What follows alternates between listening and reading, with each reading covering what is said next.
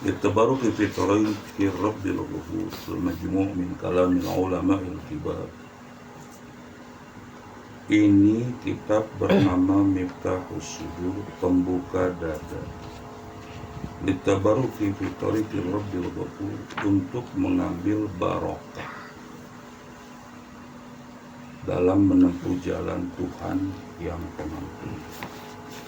Menghimpun dari perkataan ulama-ulama besar. Jama'ul Faqih al-Afi Rabbil Qadir al-Hajj Ahmad Syahibul Tajul Arifin. Menghimpun kitab ini adalah Al-Fakir, hamba yang sangat butuh. Fakir adalah julukan,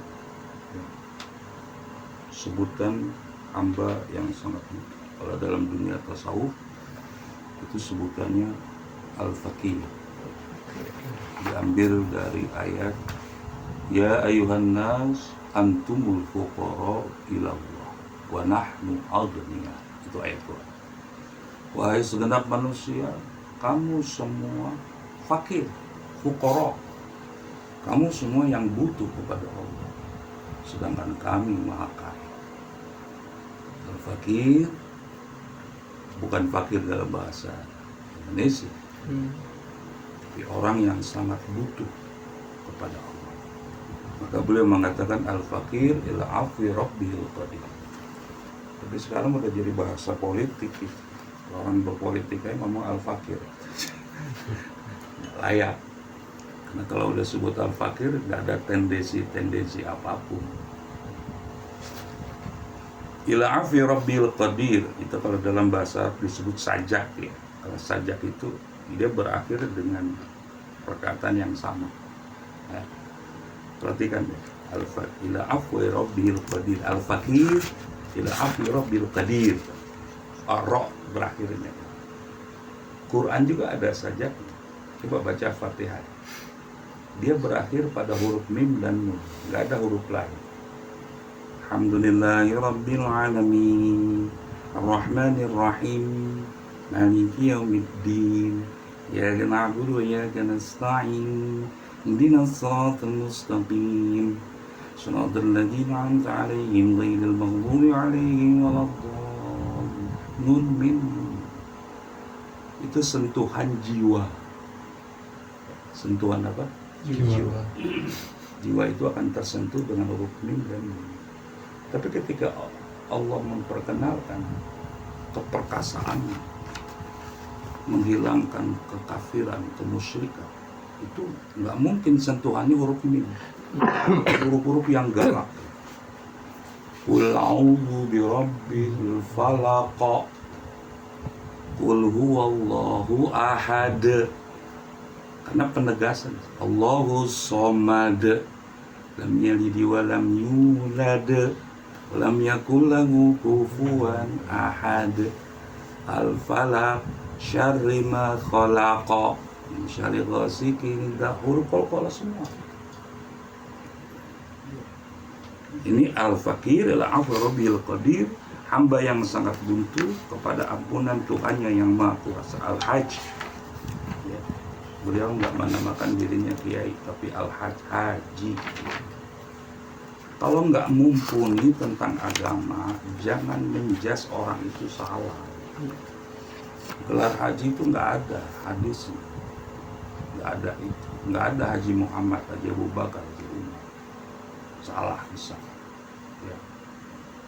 Tampakkan rasa syukurmu kepada Allah. Wa amma bi ni'mati rabbika.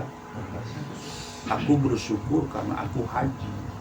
Soal riya dan tidak riya itu urusan batin dia dengan Allah. Riya kalau panggil haji, naon sih Allah. Urusan riya itu bukan urusan zahir, urusan batin. Ya. Riya itu penyakit yang ada di dalam qalbu. Riya dan tidak riya seseorang itu tergantung batin dia kepada Allah. Nggak bisa kita katakan dia itu tidak ikhlas, dia riya. Nah itu urusan batin. Nah, Suryalaya Tasikmalaya Indonesia Al-Juz' Al-Awwal. Hukuk tab'i mahfudhah. Cetakan ini terjaga, terpelihara, jadi nggak boleh disebarluaskan.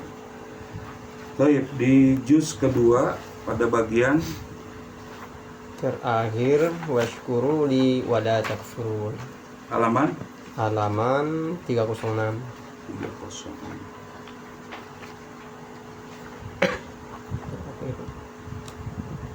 Oke. Bismillahirrahmanirrahim. Qauluhu ta'ala fadhkuruni adzkurkum. Dalam satu keterangan,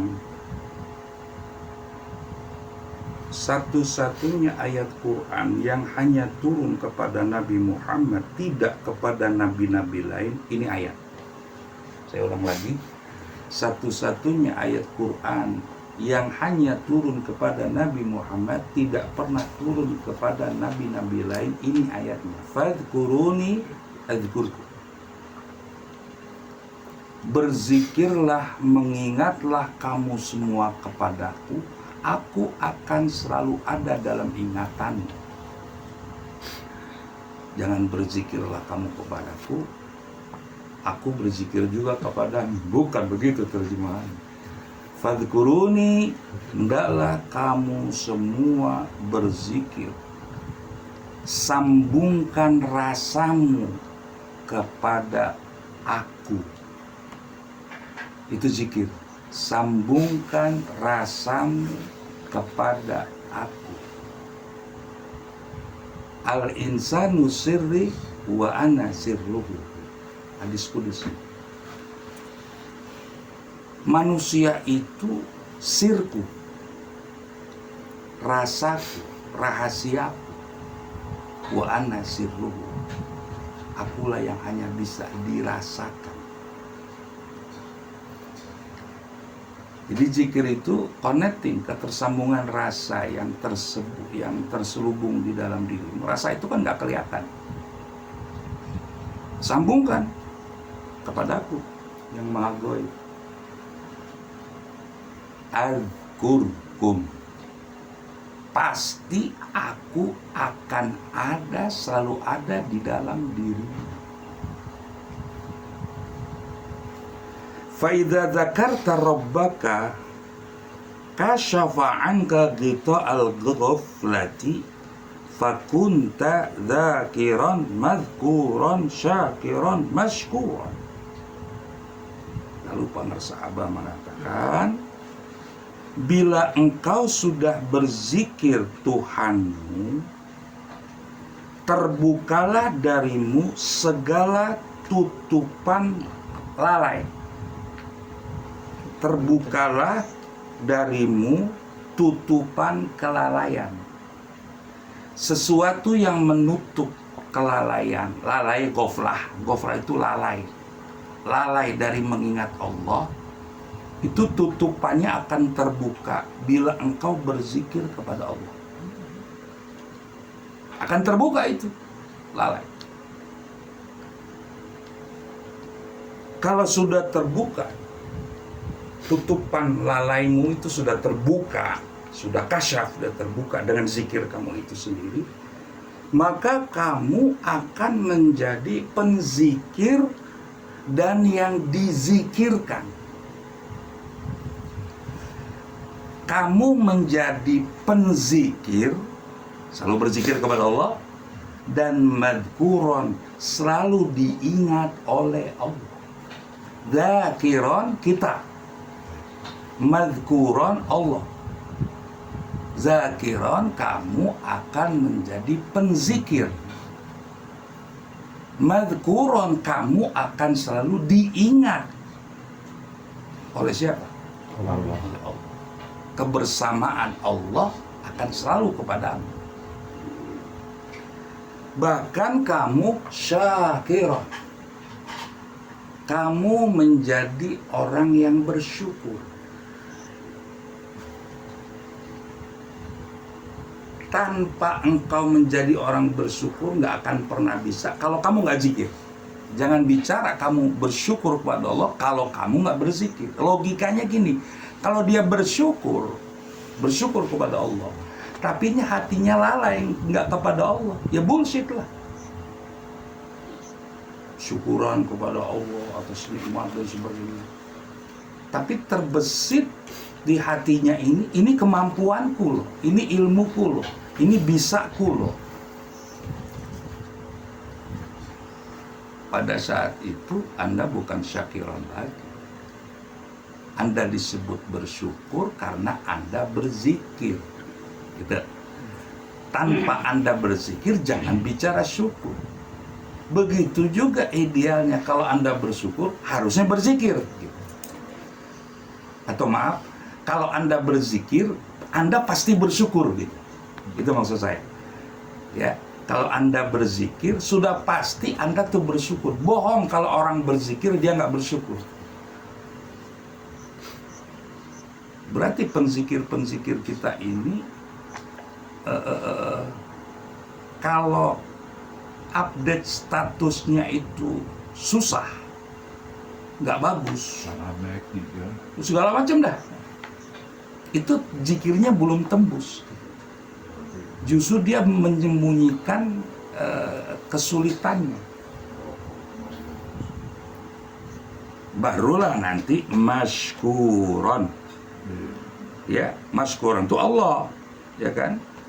Masykuron, maka Allah akan, salah satu nama Allah Asy-Syakur. Kalau diterjemahkan secara letterlek, Allah berterima kasih. Layakkah Allah berterima kasih? Nah, nggak mungkin Allah bersama. Masa semua penduduk dunia ini nggak ada yang menyembah, dia tetap jadi Allah perkasa. Seluruh penduduk dunia ini beribadah, nggak bertambah ketuhanan pada Allah. Jadi yang dimaksud Allah Asy-Syakur, Allah membalas, menilai, menghargai sekecil hambamu dalam kebaikan apapun. Sekecil apapun yang menurut nalarmu itu nggak ada apa-apanya, tapi itu akan dibalas, dinilai oleh Allah. Di hari kiamat, setelah diperiksa amal ibadahnya, vonislah dia masuk neraka. Allah bilang, nggak mungkin hambaku tuh masuk neraka. Duh, Allahu Akbar. Nggak mungkin hambaku yang ruhnya itu dariku melalui Muhammad, apa mungkin dia berbuat selama hidup jahatmu? Coba deh double check, periksa ulang lagi, periksa sampai tuntas. Kamu kali salah mereksa. Allah tuh begitu kepada kita. Periksa ulang. Ada satu.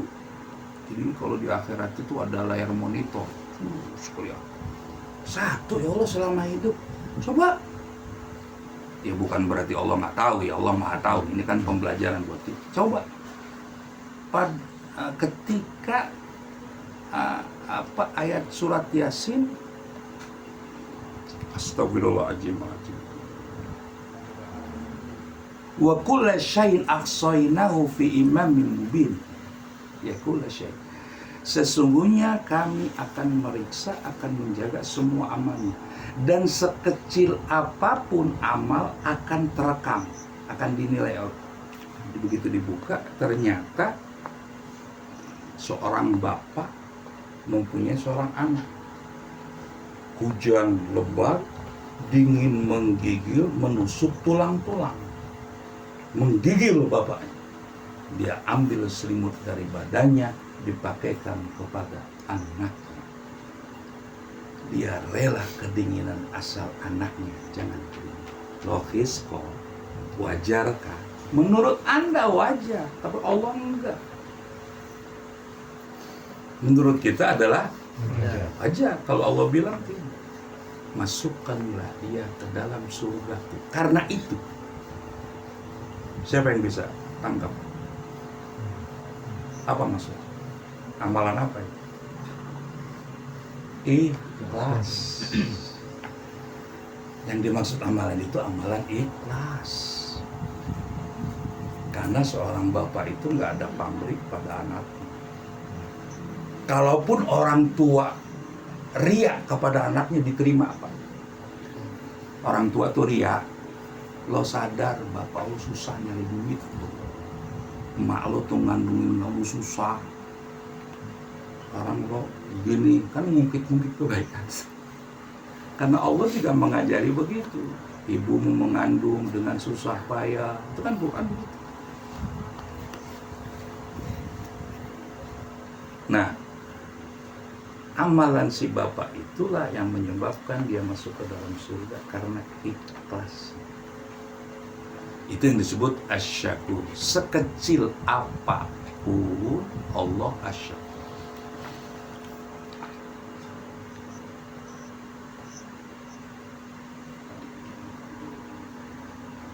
Jadi makanya fi qauli ta'ala, lanjutan ayat tadi kan fadhkuruni adzkurkum. Lanjutan ayatnya apa?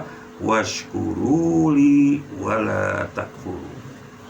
Bersyukurlah kau kepadaku dan jangan kamu kufur kepadaku. Kufur itu lawan dari syukur. Dari segi bahasa, kufur itu diambil dari kata-kata kafar, menjadi bahasa Inggris kafir. Orangnya disebut kafir. Bentuk kata kerjanya kafar. Jadi bahasa Inggris kafir. Apa arti kafir? Menutup. Petani itu disebut kafir dari bahasa loh, jangan salah paham saya salah. Karena dia menutup bibit, mentanam dengan bibit, itu berpetani. Maka disebut.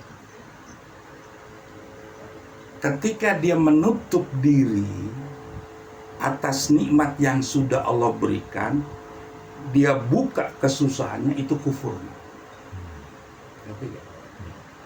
Nggak mensyukuri berarti dia kufur. Karena dia menutup nikmat yang Allah sudah berikan, yang ditampilkan adalah kesulitan, maka disebut kufur. La in syakartum la azidannakum wa la in kafartum min adzabi lasyadid. Ini ayat bukan buat di akhirat, di dunia. Ini ayat berkenaan bukan dengan surga. Bukan. Jika kamu bersyukur atas nikmat Allah, la in syakartum, jika kamu bersyukur, aku siapa? Allah. Pasti sungguh benar-benar menambahkan kepadamu nikmat. Kalau di akhirat nggak ada penambahan nikmat itu di akhirat, yaitu di surga.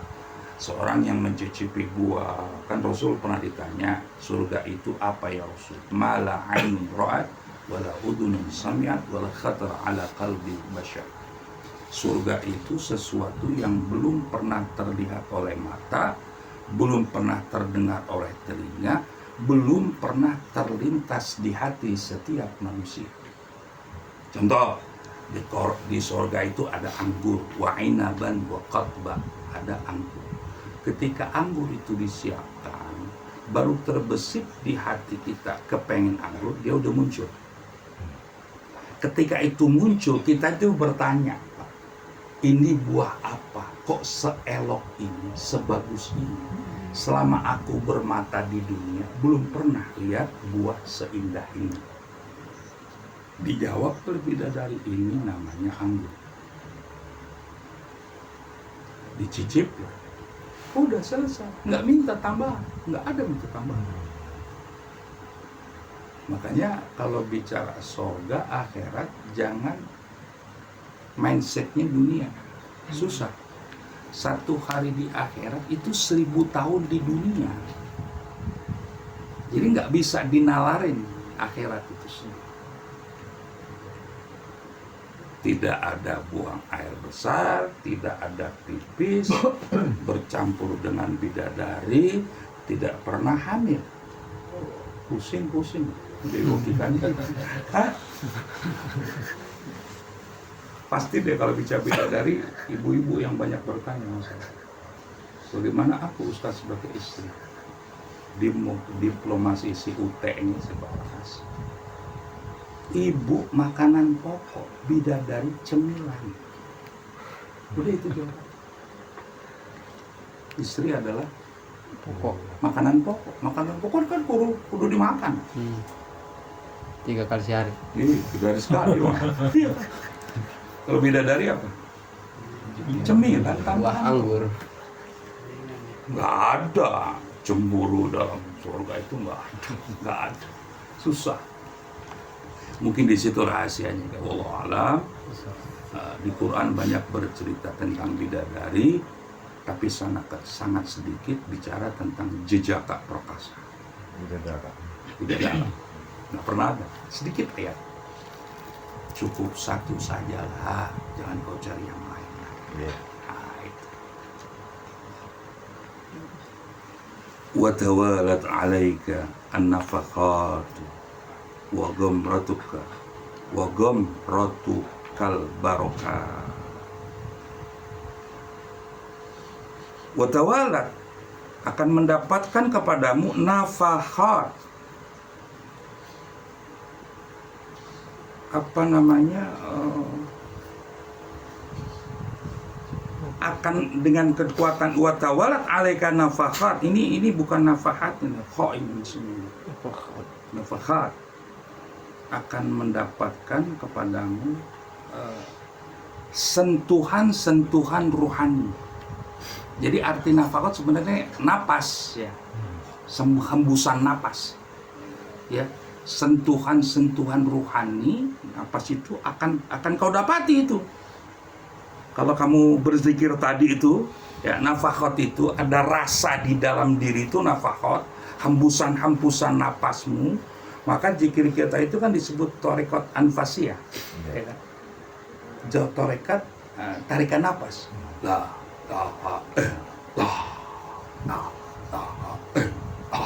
napas, tarikan napas ya. Maka disebut nafas. Ketika kamu berzikir ini hubungannya dengan zikir tadi kan di atas kan. Wa tawalat 'alaika nafaqat, kamu akan memperoleh, mendapatkan, menguasai kepadamu nafaqat, hembusan-hembusan nafas yang secara goib, bukan secara nalar.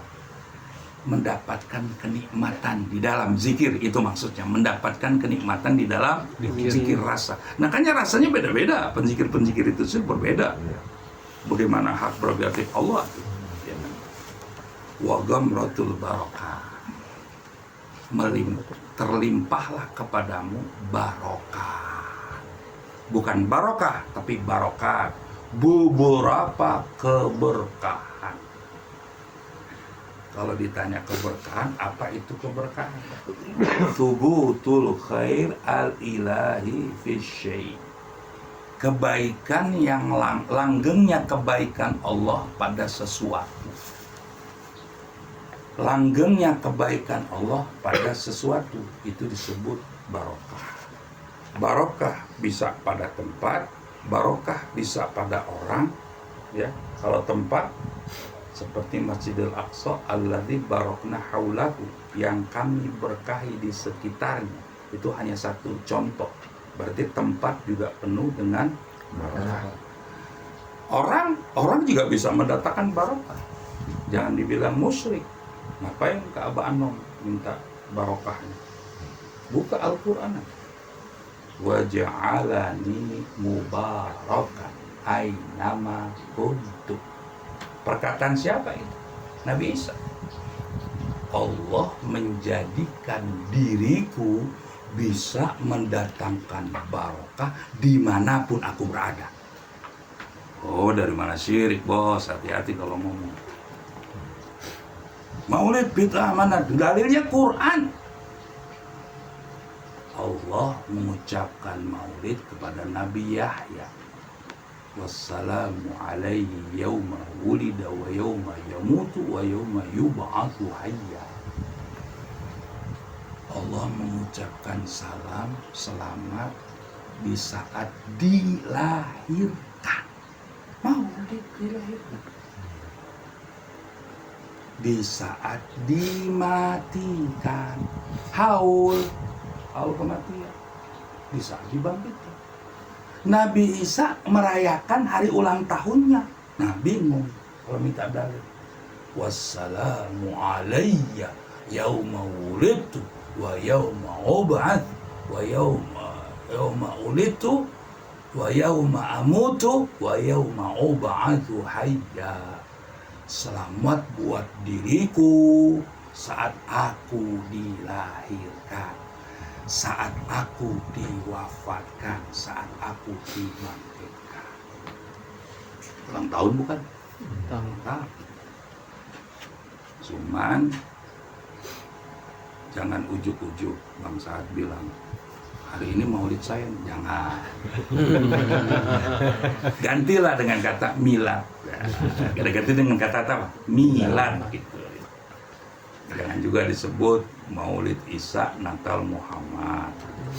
Walaupun Natal juga sama artinya, tapi sesuatu yang mafhum di masyarakat jangan dibuat kecoh. Nggak boleh. Contohnya gini, ada kiai Indonesia bikin gempar Saudi. Di Mekah itu kan ada Hijr Ismail, ya kan? Dia sholat ngebelakangin Ka'bah, ngerti gak? Hijr Ismail. Oh, jadi bahan ini orang dong, ya kan? Sampai ulama-ulama Saudi nangkep dia.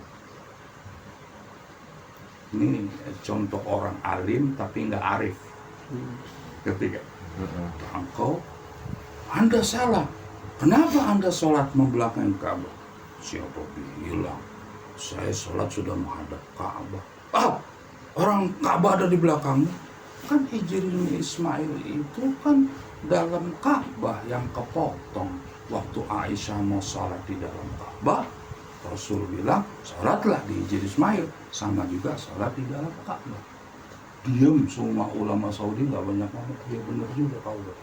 Tapi ada moral. Nah itu yang disebut moral tadi, ngerti kan? Makanya Abah itu sangat bijaksana. Itu kalau Bapak terminal bis nyebrang sedikit, itu di base camp Torekat dulu Abah di situ. Saya dibina sama Pak Nasution di situ. Abah pernah datang ke situ. Itu base campnya Torekat di Bogor. Ketika Abah sholat masih ada ajangan gaos, masih ada ajangan jejen para hadis. Abah imam. Tiga kali Sayyiduna Muhammad. Yang protes duluan tuh Pak Gaos. Abah, kenapa 3 kali? Kan kita semua ikhwan. Ada 5 orang yang belum ikhwan. Ada 5 orang yang belum menjadi. Itu bijaksana. Padahal tempat-tempat gue, kandang-kandang gue sebodoh teuing. Tapi itu bijaksana. Dulu Al-Mahdiyin tuh nggak dilarang. Saya masih ingat itu. Nggak dilarang zikir-zikir itu. Nggak tahu sekelompok Torekat mana, Torekat saudara ya pastinya gitu. Wakil talqin sholat di situ nggak ada zikir 3 kali aja. Udah dicontohkan. Ini ada segelomporan orang tambung. Ya ujung-ujungnya pasti dilarang. Benar sekarang dilarang. Di Al-Mahdiyin ini dulu enggak, dulu bebas. Iya kenapa tuh? Kalau dulu bebas ya, kenapa dilarang? Ya karena ulah sekelompok orang yang sebodoh teuing. Kalau zikir seperti itu unsurnya udah nafsu. Yaudah, saya nggak mau zikir sana, saya mojok aja. Kata si Batu masih buat. Saya mojok aja zikirnya.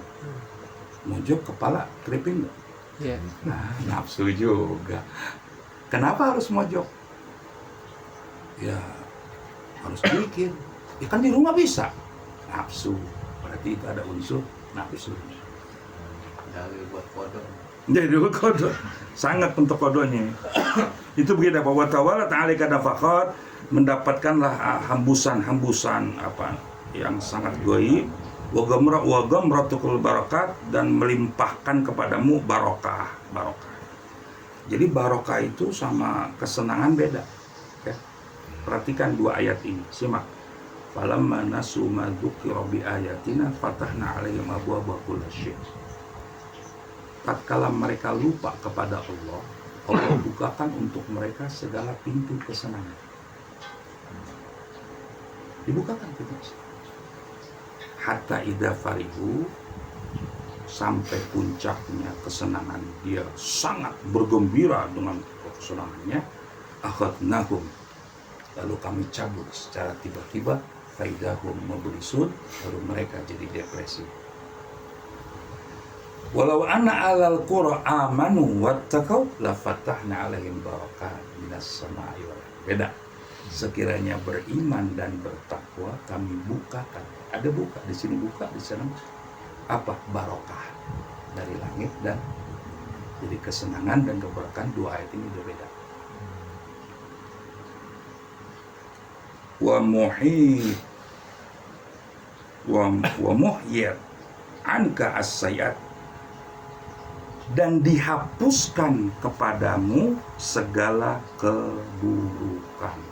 Itu kekuatan zikir. Yang pertama, tawalat alaika nafahat, kamu akan mendapatkan segala hembusan-hembusan dan mendapatkan barokah. Yang ketiga, dan dihapuskan darimu segala keburukan. Dalam hadis sahih, Syekh Nawawi menyebutkan dalam kitabnya, man qala la ilaha illallah wa maddaha quddimat arba'atu alafin dhanbin minal kabair. Siapa yang berucap la ilaha illallah, dipanjangkan la-nya, maka dibinasakan 4.000 dosa besar. Bukan dosa kecil, dosa besar. Wa qalu fa illam yakun syai' ya Rasul. Sahabat bertanya, kalau orang itu tidak mempunyai dosa sebanyak itu, bukan dosa kecil, besar. Yufaru li abawaihi wali ahli wali jirani, maka dosa itu diampuni buat kedua orang tuanya, keluarganya, dan tetangganya. Wa'adhu malakal ajr, dan menjadi besarlah bagimu ganjarannya. Qallahu ta'ala wadzakirin Allah katsiran wadzakirat a'addallahu lakum maghfiratan wa ajran 'azima. Perhatikan ayat ini ya, karena ada asumsi di masyarakat kalau perempuan zikirnya gak boleh kencang. Nah, sekarang simak ayat ini nih, sodorin ayat ini. Laki-laki yang berzikir kepada Allah banyak zikirnya. Wadzakirat, perempuan-perempuan yang banyak zikirnya kepada Allah. Ada perbedaan? Ada perbedaan? Belum. Sama. Adalahum, Allah akan berikan bagi mereka ampunan dan ganjaran yang banyak. Inilah satu dalil tidak ada perbedaan antara wanita dan laki-laki di dalam berzikir. Beda kalau masuk dalam sholat, ngerti? Kalau masuk dalam sholat, seorang wanita boleh jadi imam kalau makmumnya imam juga. Itu pun harus non-speaker, hanya kedengaran bagi makmumnya, nggak boleh keluar ke sana. Itu sholat, mas. Ini zikir, beda lah. Berzikir jangan kencang-kencang. Ud'u rabbakum, berdoalah kamu dengan perlahan suara kamu. Doa jangan kencang-kencang. Ya zikir ada ayatnya, fi buyutin adzinallah an turfa'a wa yudhkara fi asmu yusabbihu biha bil ghudwi wal asal. Di rumah-rumah, di tempat-tempat yang diangkat suaranya di dalam berzikir. Ibnu Abbas maulanya, budaknya, menceritakan, inna raf'as sauti ba'dal maktuba 'inda sarfin nas kana fi ahdin nabi. Hadis sahih Imam Bukhari. Sesungguhnya mengangkat suara sesudah sholat fardu itu benar-benar ada di zaman Nabi. Ada keterangan. Justru yang zikir pelan itu bid'ah. nggak ada di Nabi. Pakai logika sehat aja. Kamu tahu Nabi baca subhanallah 3 kali, alhamdulillah 3 kali, Allah Akbar. Dari mana tahu? Hadis. Oh iya. Siapa yang menceritakan hadis? Anas bin Malik. Oh. Anas dengar gak Nabi baca zikir? Diam kalau begitu. Dengar. Berarti Nabi zikirnya bersuara atau diam? Bagaimana mungkin Anas bercerita tentang Nabi zikir subhanallah 33 kalau Nabi nggak ngerasin suaranya? Bahlul banget itu om. No, ya Hanis. Iya, dia Anas tahu dari mana kalau Nabi itu berzikir subhanallah? Apa Nabi diam dalam berzikir? Ya kan dengar. Kalau dengar berarti Suara.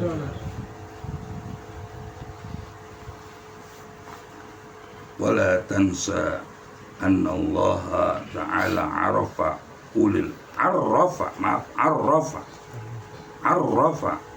albab. Dan janganlah engkau lupa sesungguhnya Allah memperkenalkan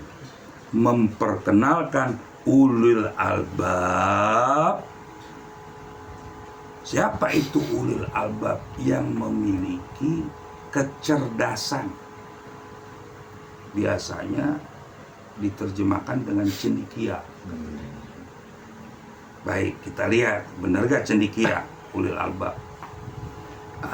Bi annahum, sesungguhnya mereka yang ulil albab tadi itu alladzina yadhkuruna Allaha qiyaman wa qu'udan wa 'ala junubihim. Yang disebut ulil albab tadi mereka yang senantiasa berzikir kepada Allah dalam keadaan berdiri, duduk maupun berbaring. Bukan zikir jahar, bos. Ini zikir khafi. Bukan la ilaha illallah berdiri, duduk berbaring. Bukan. Lagi dagang lah. Salah lagi tafsir. Ini zikir jahar, bukan zikir jahar, zikir khafi.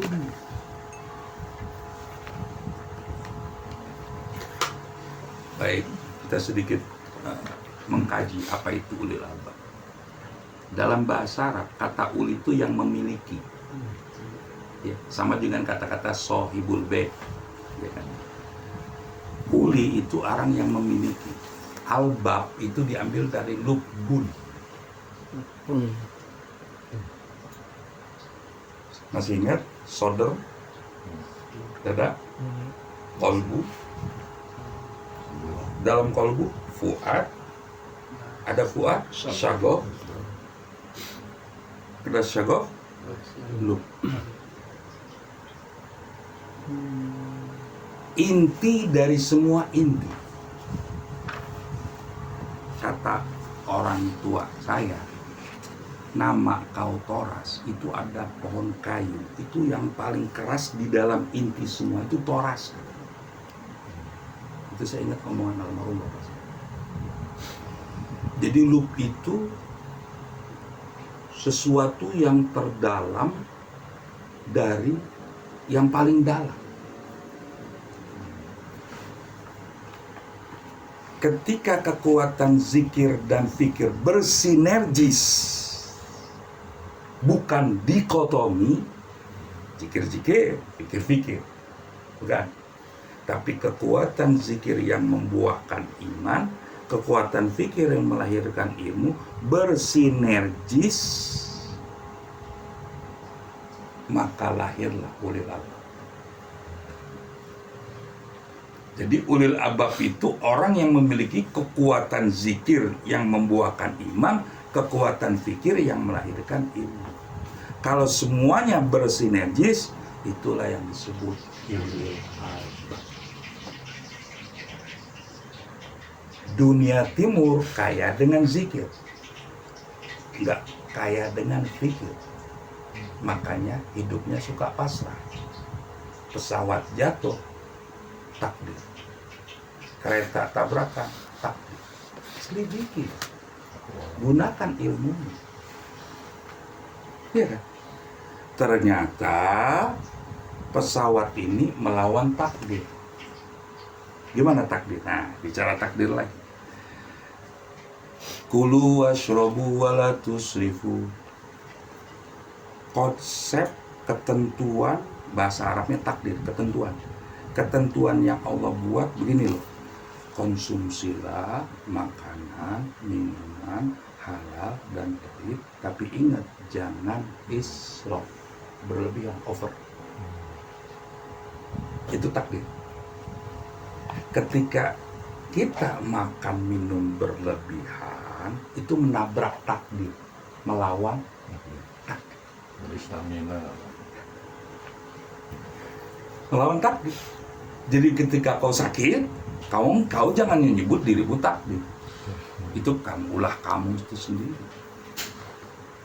Sementara dunia barat kaya dengan ilmu, nggak melihat dari keimanan.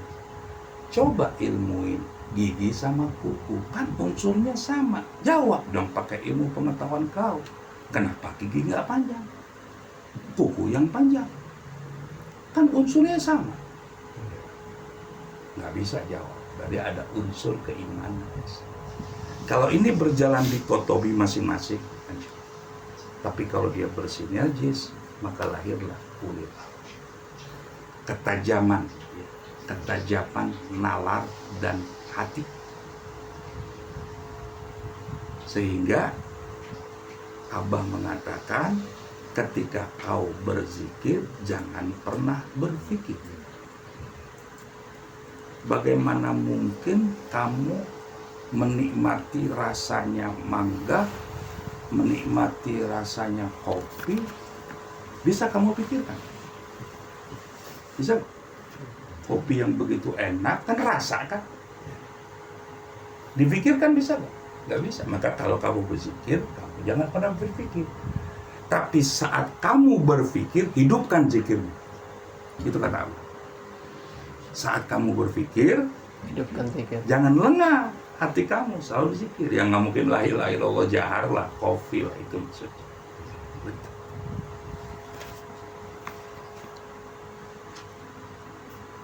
Jadi ada apa? Keterampilan dalam mengolah rasa. Ya khafiyal lutfi adrikni bilut. Duhai Allah yang sama kelembutannya. Kenapa Allah disebut samar dalam kelembutannya? Ketika latifnya Allah bekerja pada kita tuh nggak sadar kalau Allah yang sedang bermanifestasi. Bayangkan makanan yang kita makan diolah gigi, dicicipin lidah, masuk ke dalam perut, terus terolah sampai kotorannya terbuang. Itu prosesnya seperti itu, latifnya Allah. Itu yang disebut ya COVID, samar latifnya. Adrikni bilut fikal COVID. Sentuhlah aku, gapailah aku, berilah kekuatan kepadaku dengan untuk bisa menyambut kelembutanmu yang sama. Salah satu hasilnya keterampilan dalam mengolah rasa. Bukan ini, kebanyakan kan kita mindset. Jadi kita bisa terampil dalam mengolah rasa. Makanya kalau di dalam tarekat istikharah itu setiap hari. Dalam syariat istikharah insidentil. Berarti masih ada unsur nafsu. Pak Eman memilih mau kerja di A atau kerja di B. Pasti istikharah. Sebelum bertarekat, ya pasti istikharah dong. Berarti ada unsur apa? Nafsu kan? Udah unsur nafsu, Tuhan dilibatin. Tuhan dilibatin. Tolong nih Tuhan, gimana nentuin? Orang ajar kan Tuhan dilibatin, urusan nafsu loh. Coba di dalam tarekat istikharah dilakukan setiap hari. Dulu saya sempat protes. Protesnya nggak ngomong ke Abah, kurang ajar tuh. Naon Abah istiqoroh tiap hari. Udahlah, mursyid begitu ngikutin aja, pusing gue kalau pakai dalil. Udah ngikutin aja, zikir banyak.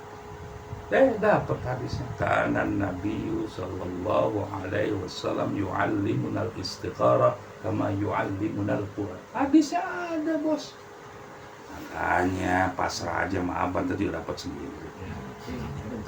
Nabi, kata sahabat, Nabi mengajarkan kami istiqoroh sama seperti Nabi mengajarkan kami Quran. Berarti istiqoroh tiap hari. Emang Nabi ngaji privat tiap hari Senin? Nggak ada. Berarti ustadz sekarang bid'ah itu. Kan nggak ada contoh dari Nabi kan.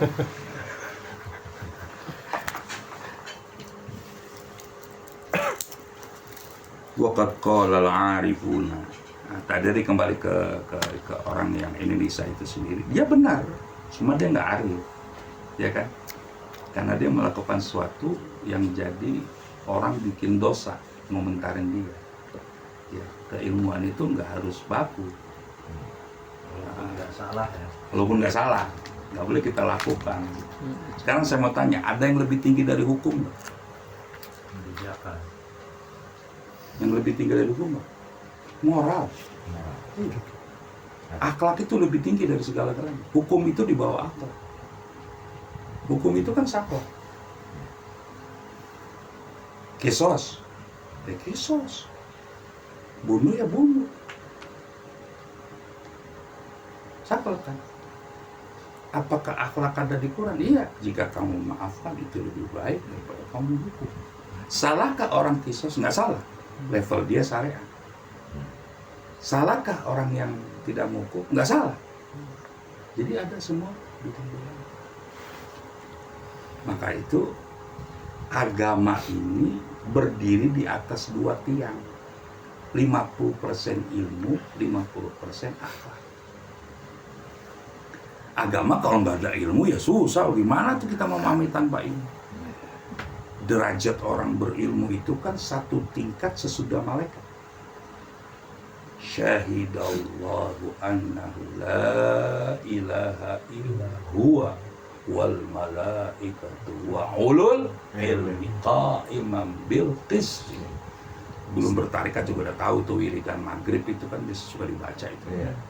Allah menyaksikan bahwa tiada Tuhan kecuali Dia. Satu. Kedua, malaikat. Begitu. Wa ulul ilmi. Tingkatan orang berilmu itu satu tingkat sesudah malaikat. Tapi harus qaimam bil qisti dong. Harus bisa menegakkan keadilan. Jangan kamu berilmu saja. Nah, dari mana akhlak itu sendiri? Dari iman. Akhlak itu bisa baik kalau imannya sahih. Perhatikan. Yarfa'illahu alladhina amanu minkum walladhina utul ilma darajat. Allah akan mengangkat, Allah selalu mengangkat derajat orang yang beriman di antara kamu dan orang yang berilmu. Kalau imannya sahih, benar, bukan dualisme keimanan. Dualisme keimanan, iman ada di mana? Kolbu. Yang namanya iman di kolbu. Ya. Sholat itu buah daripada iman. Iman itu ada di kolbu. Kolbu itu cuma satu. Sedangkan semua anggota tubuh pasti berpasangan. Kuping, hidung, lubangnya dua, mulut, bibir, atas, ujung. Tapi yang satu-satunya semua kolbu. Maka kolbu itulah yang disebut sandarkan kepada iman kepada Allah. Dualisme keimanan gini. 99% aku yakin Allah. 1% kayaknya dokter terlibat di sini. Tanpa dokter saya nggak bisa sembuh. Tanpa obat saya nggak bisa sembuh. Cuma 1%, 90%-nya Angus yang 90%, karena nggak bisa bersanding antara iman dan nifak, antara iman dan kafir nggak bisa bersanding di dalam hati. Kalau dia bersanding, pasti yang menang yang batil. Nah, dengan keimanan yang sahih lahirlah akhlak yang mulia. Logikanya gimana sih Pak? Dengerin. Kalau dia imannya benar ke Allah, mutlak kepada Allah, taqatal ilahi anta maksudi waridhoka matul, itu kan jorok itu. Allah yang aku tuju, berarti nggak ada kepentingan apapun dalam bertarekat. LDT-kian bukan sebuah jabatan, Ibu Bella bukan sebuah jabatan, Mubalik bukan sebuah jabatan, Wakil Talkin bukan sebuah jabatan, bukan jabatan itu. Semuanya ikhwan, Wakil Talkin ikhwan, Mubalik ikhwan. Kalau punya asumsi Mubalik itu adalah jabatanku, Wakil Talkin itu adalah jabatanku, ini yang salah besar. Semuanya itu ikhwan. Kalau udah ada kepentingan pasti munculnya seperti itu. Karena itu di dalam tarekat sebutannya kata ikhwan. Umi akhwat, ikhwan. Cep Daus, ikhwan. Wakil Talkin, ikhwan. Mubalik, ikhwan. LD, ikhwan. Semuanya khodim, pelayan, berkhidmat. Kata-kata khidmat itu loyalitas. Orangnya disebut khodim, pelayan, bukan pejabat, bukan jabatan mubalik. Mama toras jabatan mubalik, gaya men. Imam masjid juga ada jabatan imam masjid. Kalau udah muncul seperti itu, lupa deh ikhwannya, lupa deh. Aku yang paling tinggi, aku yang paling hebat. Inilah kehebatan sebutan kata ikhwan itu sendiri. Makanya orang yang arif tadi dia akan mempertimbangkan kearifan lokal. Yang mulia. Satu-satunya wali songo yang Jawa itu Sunan Kalijaga. Yang semuanya Timur Tengah. Ketika Kemenyan di ini kan menyan Papua. Itu yang banyak protes tuh wali-wali Sunan Gunung Jati, Sunan Bongo. Ini bid'ah karena ini berbau Hindu. Apa kata Sunan Kalijaga? Bukankah Rasulullah suka dengan wewangian, dan wewangian ini sunnah Rasul? Kenapa Ambang meributkan substansi wanginya? Kan wangi-wangian. Diam semua di situ. Ngerti gak? Sekarang kalau mau maulid nggak mau pakai minyak, pakai apa semprotan by press bagaimana? Ya nggak salah. Apa salahnya kok jadi ributin substansinya? Fungsinya wewangian. Mainlah wayang. Ini Petruk. Tahu gak Petruk? Simbol jelek kan? Buruk. Itu bahasa Arab. Fatruk, tinggalkanlah. Maka lambangnya Petruk. Beda sama Semar. Samarah yang memakmurkan. Bermainlah. Selesai. Wah, harus dilanjutkan Kanjeng Sunan. Boleh, tapi harus bayar dulu. Wanipiro.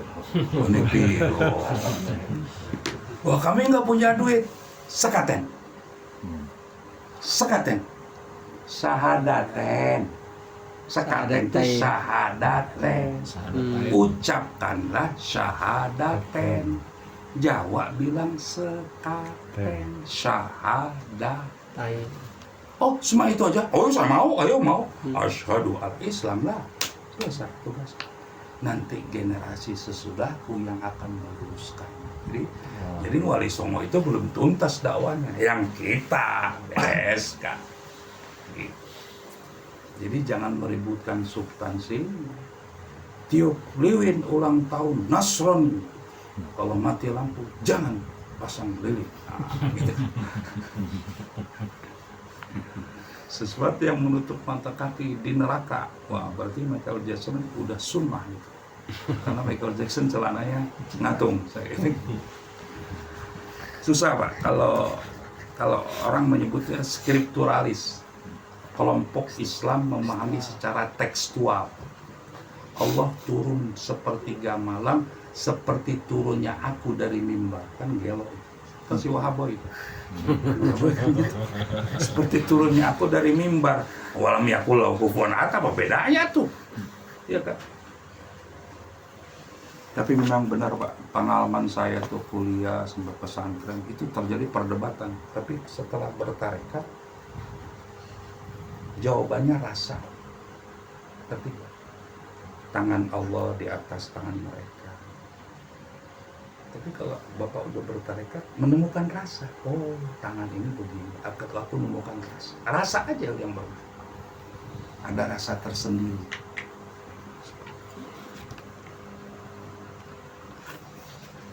Waqad qala al-arifun, orang-orang yang ma'rifat, orang-orang arif berkata, inna rizqaz zahiri biharakatil ajsam wa rizqa al-batini biharakatil qulub. Orang-orang arif, orang-orang ma'rifat berkata, sesungguhnya rezeki zohir itu gerakan tubuh. Rezeki zohir ini zikir yang nampak. Ini sekarang kita nih makan segala. Itu harakatil ajsam, gerakan tubuh. Tapi kalau rezeki batin itu harakatil qulub, gerakan hati. Jadi ada rezeki zohir, ada rezeki batin. Ya kan? Kalau rezeki zohir itu sesuatu yang nampak, yang dilakukan oleh gerakan fisik kita. Makan, minum, kita cari duit, kita cari ini. Itu kan semua adalah gerakan fisik. Tapi jangan lupakan ada rezeki batin. Qalbu, merasakan ini karunia. Bahkan Nabi pernah mengatakan, barang siapa yang berasumsi rezeki itu adalah materi, maka dia sudah kufur kepada Allah. Sudah kufur. Karena rezeki itu bukan hanya materi saja. Non materi pun disebut rezeki. Waqad bayyanal Qur'anal azim. Bayyanal Qur'anul azim. Inna dzikra ilajun littirabil qulubi wa sabilil liitmaniha. Sungguh Al-Qur'an yang agung sudah menerangkan bahwa zikir itu ilaju, mengobati littirabil, goncangnya hati. Zikir itu sebagai pengobat untuk goncangnya hati dan jalan untuk menenangkannya gitu ya. Saya ulang lagi, zikir itu Quran menerangkan sebagai mengobati dari goncangnya hati. Hati nggak tetap itu sesuatu yang nggak tetap, dan bisa menenangkan hati tadi dengan zikir. Mana buktinya? Faqala ta'ala illal ladzina amanu wa tatma'innu qulubuhum bidzikrillah. Ala bidzikrillah tatma'innul qulub. Orang-orang yang beriman idealnya hati mereka akan tentram, mutmainnah. Tatmain itu mutmainnah. Jadi yang disebut ya ayatuhan nafsul mutmainnah, ya orang yang zikir, ya. Ini orang meninggal, orang maksiat, ya ayatuhan nafsul.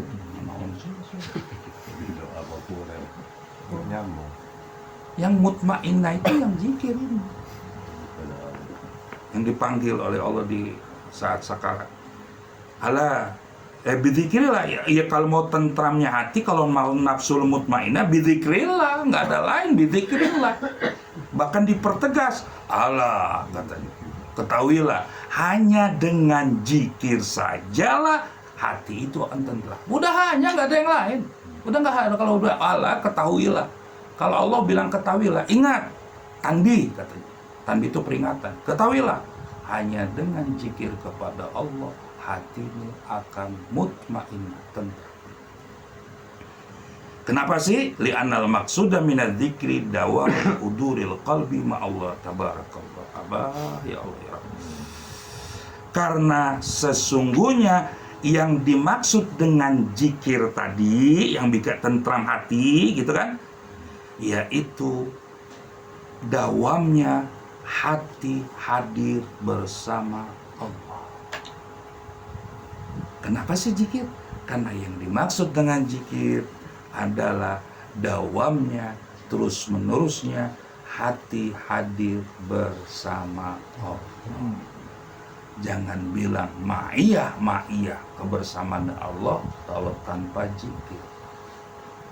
Bagaimana mungkin dia bisa zikir kalau di kamar mandi? Bagaimana mungkin dia bisa zikir kalau di bar? Bagaimana mungkin dia bisa berzikir kalau di tempat maksiat? Inilah kita temukan zikir khafi. Coba kalau nggak bertarekat, nggak dapat zikir khafi. Mana ada keterangan? Padahal itu Quran semuanya. Wadhkur rabbaka fi nafsika. Sebut nama Tuhannya. Zikir Allah, Allah, Allah, Allah. Nggak ada dalilnya. Allah dipanggil-panggil. Tuh Wahabi itu ngomong. Nah ini wadhkur rabbaka mah. Wa qulillah. Katakanlah Allah. Quran itu. Sebutlah nama Tuhan. Nama Tuhanmu siapa, bos? Allah ya sebut. Fi nafsika. Di dalam dirimu. Udah di dalam dirimu dipertegas oleh Allah. Dunar jari. Dunar. Padahal fi nafsika udah cukup belum dalam hatimu. Tapi dipertegas oleh dunar jari. Jangan dijaharkan. Jadi kalau ikhwan menjaharkan kopi, ya talqin lagi, haram itu. Dunal jari bil buduwi wal asor, pagi petang AM PM. Itu yang disebut pagi petang itu AM PM. 24 hours, 24 jam nggak putus. Masa zikir jahar, bonyok mulut tadi. Duel. Apa endingnya? Wala takum minal ghafil, supaya kamu jangan jadi orang yang ghaflah. Ternyata ada ayat yang lebih keras. Orang yang lalai itu termasuk fasik. Sementara ini kan dalam fikih yang namanya fasik itu minuman keras, berjudi, korupsi. Wala takunu kalladzina nasullaha fa ansahum ulaika humul fasiqun. Janganlah kamu menjadi orang seperti orang yang lupa. Apalagi lupa. Seperti orang lupa aja nanti Allah bikin lupa kau. Bukan Allah lupain kamu, lu udah nggak diawasi oleh Allah. Ulaika humul fasiqun. Itulah orang fasik.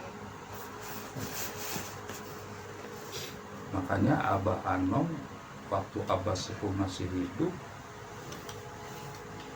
ya pada saat itu Abah Anom bertanya, Abah, tahajud kok nggak tidur ya? Bukan tidur dulu. Hatimu lalai mengingat Allah, ya tidurlah kau. Ya kan? Tidurlah kau, jadi apa sebutnya dari orang Batak. Ya, ketika engkau hatimu lalai kepada Allah, itu udah tidur. Ngerti? Jadi sekarang saya mau tanya, 24 jam yakin ingat Allah terus? Hah? Lupa? Ya udah, Pak Iman bisa sholat tahajud tanpa tidur. Karena hati yang lalai mengingat Allah itu udah tidur.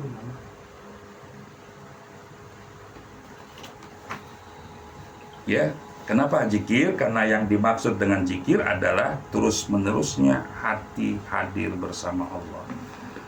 Fata'diyatus salawat dzikrun, wazakatu dzikrun, wasyamu dzikrun, wal hajju dzikrun, wattafaqquhu fid dini bil qadari ad-daruri au aktar dzikrun wal ifta fi ahkamil dzikrun wa qiraatul Quran dzikrun wassalatu ala nabi dzikrun wal amru wal nabi dzikrun ila akhirih. Kalau orang Arab ilaih itu singkatan ila akhirih. Ini abah dahsyat yang memang Masya Allah. Karena suatu saat saya lupa ahlul baitnya siapa itu waktu dia abah haji itu. Orangnya tinggi. 3 kali abah ngomongnya bahasa Arab. Lama selesai orang itu jalan hilang. Saya lupa satu keluarga sih.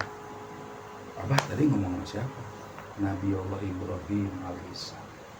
Nabi Ibrahim alaihissalam. Gunakan bahasa Arab. Jadi kalau orang yang biasa bahasa Arab itu kan tulisannya alif lam ho. Ya kan? Alif itu singkatan ilaih. Ila akhirihi sampai seterusnya.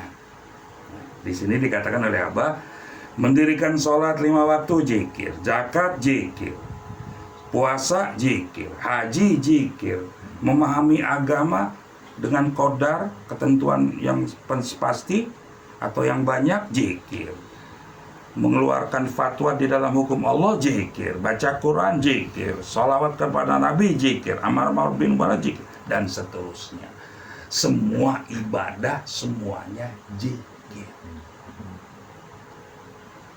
Semua ibadah apapun pasti zikir. Orang baca salawat kepada Nabi tapi hati lalai kepada Allah, ya nggak ada ngaruhnya. Kan tujuannya semua itu zikir. Ibadah, kalau dalam Hikam dikatakan ibadah itu bermacam-macam tapi satu intinya zikir. Sebut semua ibadah pasti di dalamnya zikir. Makanya kalau kalau baca Quran sekali lagi jangan pakai terjemahan, itu aja. Kalau baca Quran jangan pakai terjemahan. Apalagi baca Quran sendiri pakai terjemahan, otak ente liar. Pasti dimasuki setan.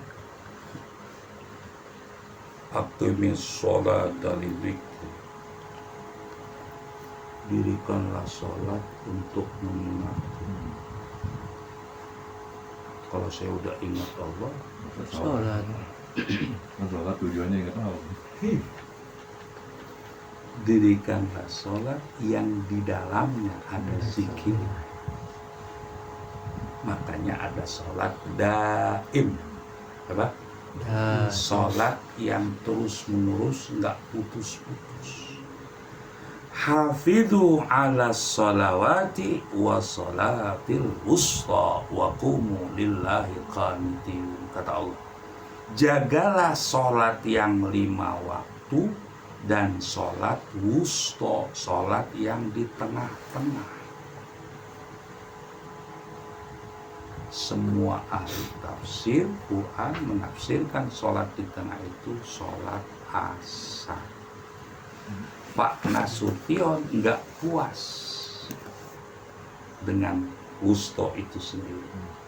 Lalu dia datangi Abah Anom yang disebut sholatul wusta, sholat yang di tengah-tengah yang nggak putus-putus, berarti zikir qobliyah. Nah, sholat yang terus-menerus nggak putus-putus bukan sholat syariat, sholat tarekat. Makanya nanti ada bagian, ada sholat syariat, ada sholat tarekat, ada sholat hakikat. Ada bagian-bagian. Ya, saya rasa itu aja. Oh ini nih, tambah sedikit lagi nih. Yang dimaksud tadi, fal ibadatu tatanau, itu yang tadi saya bilang. Fal ibadatu tatanawwa'u wal madhkur fiha wahidun subhanahu wa ta'ala. Ibadat itu bermacam-macam. Ya, sholat, lihat puasa, kan ibadat tuh macam-macam kan? Tapi yang disebut, yang diingat cuma satu. Siapa? Subhanahu wa ta'ala. Ibadah boleh bermacam-macam, tapi yang diingat itu satu loh. Siapa? Subhanahu wa ta'ala, Allah. Berarti zikir. Jadi puasa yang di dalamnya tidak ada muatan zikir, hampa. Haji begitu juga, zakat begitu juga. wa ma syara'allahu lil ibadati wa ta'ati illa li dzikrihi. Apa yang Allah sudah tetapkan syariatnya bagi seluruh ibadah dan ketaatan, tidak ada lain kecuali zikir kepada. Wa innana in qulna asyuyuhul arifuna bi rabbuna. Udah sampai situ, wa innana aja, udah cukup. Wallahu alam bisawab. Oh